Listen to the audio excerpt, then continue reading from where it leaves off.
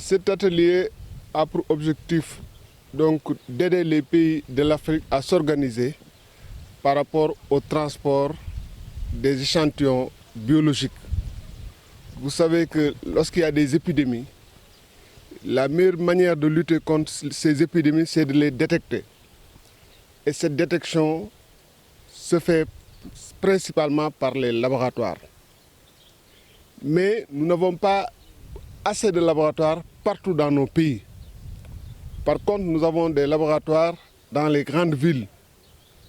Il faudrait qu'on ait un système pour que les structures sanitaires qui sont éloignées puissent transporter de manière sécurisée les échantillons de ces zones vers les laboratoires de référence qui sont principalement dans les grandes villes. Donc l'objectif de cet atelier, c'est vraiment d'aider les pays membres de la CEDEAO à mieux s'organiser pour un transport sécurisé des échantillons. Parce que si les échantillons ne sont pas bien transportés, on peut avoir des problèmes par rapport à la fiabilité des résultats. Mais on peut avoir également des problèmes de biosécurité et de biosécurité. C'est-à-dire les gens peuvent se contaminer pendant le transport des échantillons. L'environnement peut être contaminé pendant ce transport des échantillons.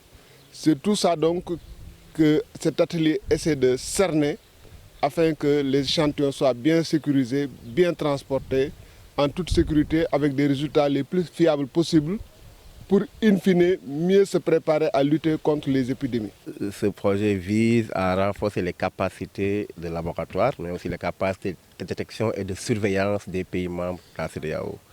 Et dans ce contexte, beaucoup d'activités ont été déjà menées dans la sécurité, dans la maintenance des équipements, dans la qualité au niveau des laboratoires. Et aujourd'hui, on s'est réunis ici à Dakar en rassemblant les 15 pays de la CEDEAO plus la Mauritanie, donc 16 pays.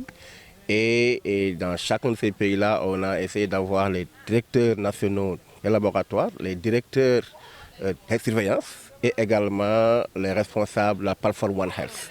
Parce qu'on parle d'un sujet qui regroupe plusieurs spécialités et plusieurs ministères.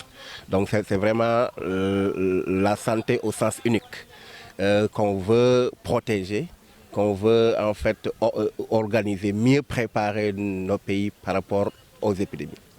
Et donc dans ce contexte-là ici, l'objectif principal, c'est de partager des expériences, de partager, de tester un modèle qu'on a vu au Burkina Faso, au Niger, au Nigeria, avec des modèles un peu différents, parce que le transport des échantillons, le retard dans le diagnostic, le retard dans la détection des pandémies cause beaucoup de problèmes si ce n'est pas bien fait dans les heures après une détection. Mais aussi ça pose un problème de sécurité, donc il faut le faire de manière intégrée, mais aussi il faut le faire de manière sécurisée, mais aussi il faut le faire de manière à ce que tous les partenaires se mettent ensemble pour l'organiser dans le pays. Et c'est pourquoi ici on a regroupé tous les partenaires de la région, il y a l'Africa CDC, OAS, etc. Même l'OMS appuie vraiment cette activité-là pour qu'on puisse ensemble essayer de voir comment on peut mieux préparer les pays de la région face aux pandémies.